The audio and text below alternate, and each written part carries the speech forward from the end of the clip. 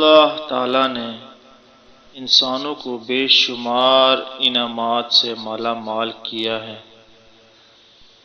ان میں سے ایک بہت بڑا انعام یہ بھی ہے کہ اس کو قوت گویائی اور زبان عطا کی ہے، جس کے ذریعے انسان اپنے دل کی اور اپنے مقصد کی بات دوسروں کے سامنے اظہار کرتا ہے، اپنی تکلیف و پریشانی دوسروں کے سامنے ظاہر کرتا ہے اور مدد طلب کرتا ہے۔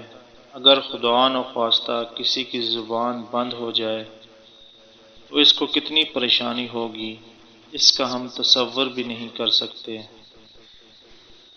سیدی حضرت مفتی عبدالقادر صاحب رحمۃ اللہ علیہ سناتے تھے کہ حضرت مولانا سید عطا اللہ شاہ بخاری رحمۃ اللہ علیہ، جو کہ نامور خطیب تھے اور خطابت میں اپنا ثانی نہیں رکھتے تھے، آخر عمر میں جب وہ بیمار ہوئے تو زبان کی گویائی ختم ہو گئی تھی، بستر پر لیٹے ہوئے تھے، چہرے سے پریشانی ظاہر ہو رہی تھی۔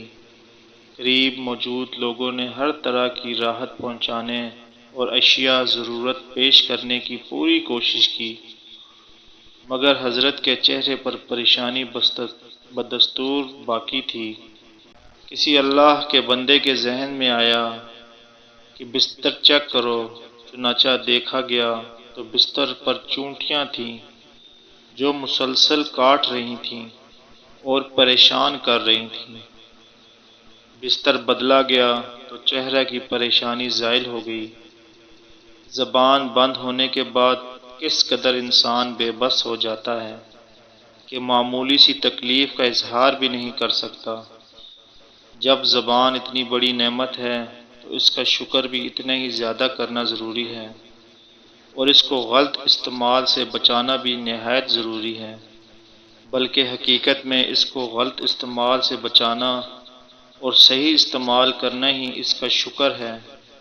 اسی لیے سرکار دو عالم جناب رسول اللہ صلی اللہ علیہ وسلم نے زبان کی حفاظت کے متعلق 20 ارشادات ہمارے لیے چھوڑے ہیں۔ اگرچہ زبان کے بے جا استعمال کرنے میں مرد حضرات بھی پیچھے نہیں، تاہم خواتین اس مرض کا زیادہ شکار ہیں۔ اسی لیے ایک حدیث میں ہے کہ آپ صلی اللہ علیہ وسلم نے ارشاد فرمایا کہ میں نے عورتوں کو جہنم میں بکثرت دیکھا ہے، اور جب آپ صلی اللہ علیہ وسلم سے اس کثرت کی وجہ پوچھی گئی تو فرمایا کہ 2 باتیں ہیں۔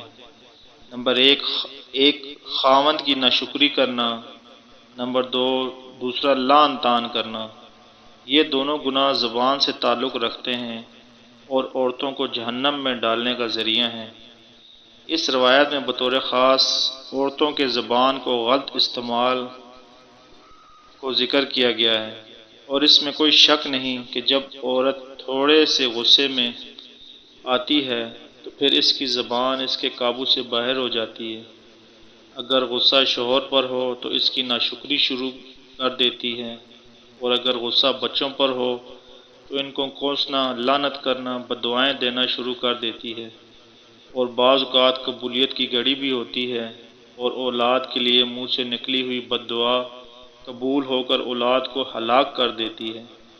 چنانچہ ایسے واقعات پیش آئے ہیں کہ ادھر ماں کے منہ سے بد دعا نکلی، ادھر بیٹا اس کا شکار ہو گیا، اور جب نقصان ہو جاتا ہے تو پھر خود ہی روتی پھرتی ہے۔ بس ضروری ہے کہ غصہ ہو یا خوشی، ناراضگی ہو یا رضامندی، تکلیف ہو یا راحت، ہر حال میں زبان سے بات کرتے وقت غور کر لیا جائے کہ میرے منہ سے نکلنے والی بات کس حد تک صحیح ہے۔